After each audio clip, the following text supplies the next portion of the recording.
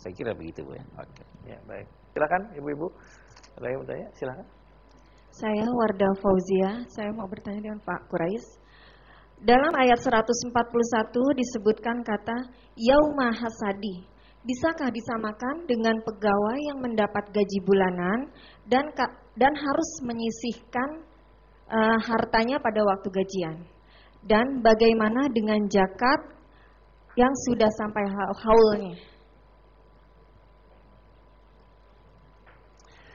Ada ulama yang tidak mau, berkata pokoknya yang hanya yang disebut Allah dan Rasulnya itu saja yang wajib dizakati, ya kan?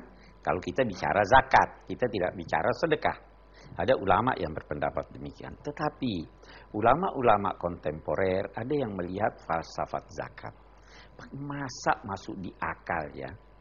Orang yang menanam cengkeh. Orang yang menanam jeruk, yang punya hasil yang begitu banyak, lantas tidak kena zakat, tidak adil ini. Apalagi nanti di ayat yang lain dikatakan, nafkahkanlah sebagian dari hasil usaha kamu. Karena inilah yang kemudian dinamai zakat profesi.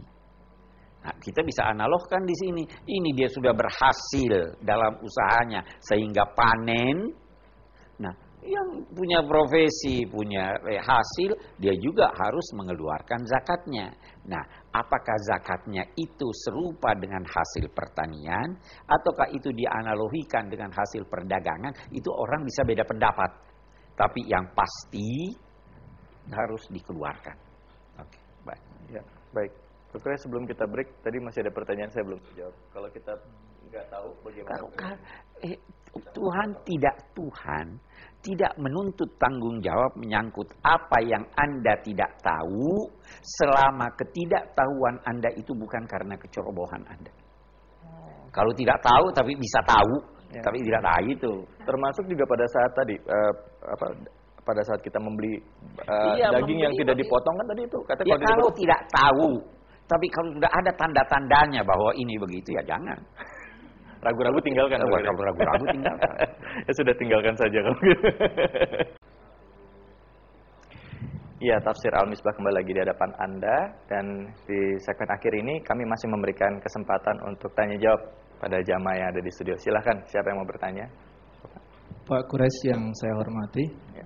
Dalam ayat 141 disebutkan mengenai wa'atu haqqahu yauma hasadi.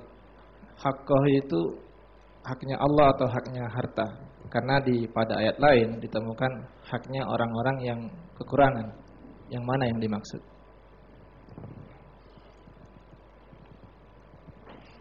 Kalau kita melihat redaksi ayat ini, haknya, maka itu tidak kembali kepada Allah, tidak menunjuk Allah, tidak menunjuk manusia, tapi menunjuk hasil panen. Nah, ini satu hal nih. Kita hanya biasa di masa ini hanya mengenal hak-hak manusia. Ya. Ada enggak haknya binatang? Ada haknya binatang. Anda kalau tidak memberi haknya, Anda bisa bahkan terancam neraka kan? Ada enggak haknya tumbuh-tumbuhan? Ada haknya. Dalam arti itu yang saya katakan bahwa setiap ada hak di satu pihak, ada kewajiban pihak lain terhadap ini.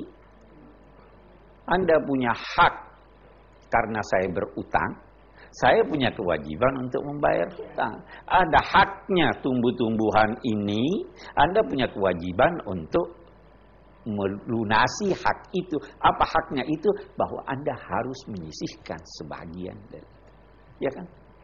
Jadi ada hak binatang, ada hak tumbuhan, ada hak kursi ini. Itu artinya bahkan kursi. Ada haknya kursi bahwa Anda harus bersihkan. Karena apa? Kita jelaskan lebih jauh ini.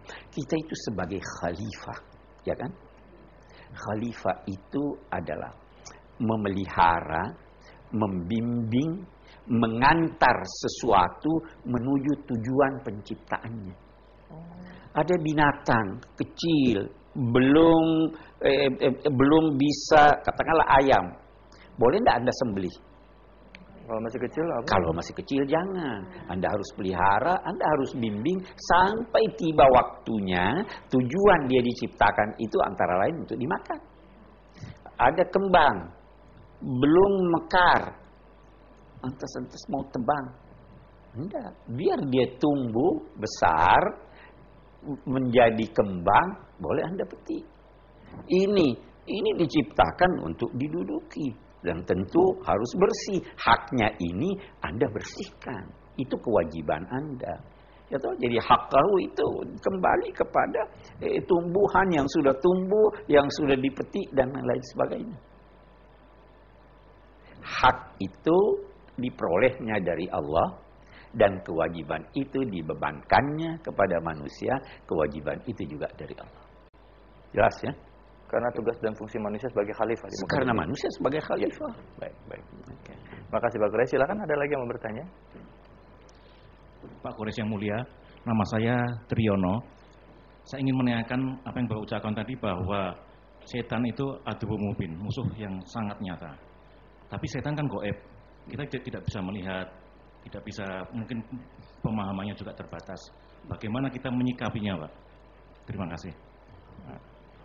Sebenarnya ada setan yang jelas. Hanya itu yang lebih baik. Ya, itulah. Tapi betapapun manusia diciptakan Allah merasakan dan cenderung kepada kebenaran. Sehingga Anda bisa merasakan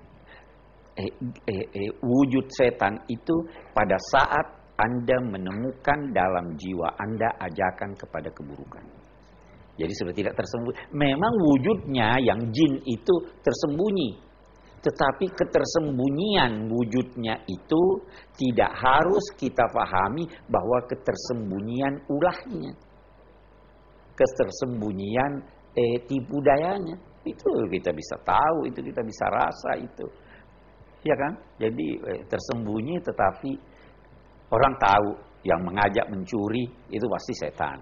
Yang mengajak berzina itu pasti setan. Yang mengajak menipu itu pasti setan. Anda tanya anak kecil pun, dia tahu bahwa itu tidak baik.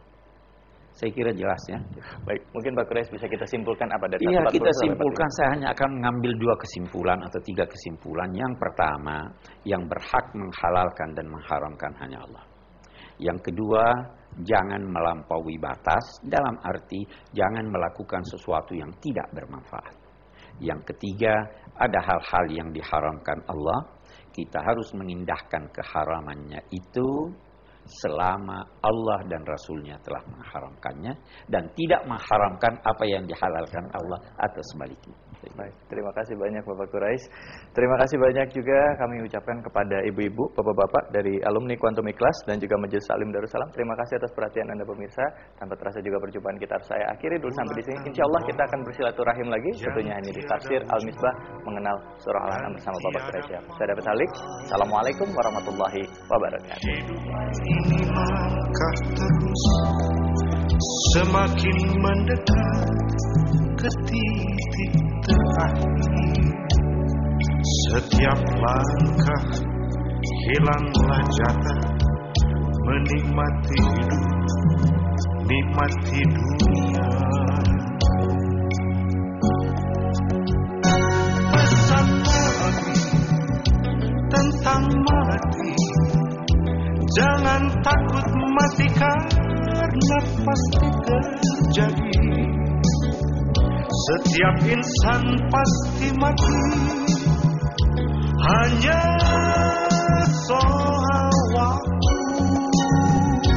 Pesan Nabi tentang mati, janganlah minta mati datang kepadamu. Dan janganlah kau berbuat menyebabkan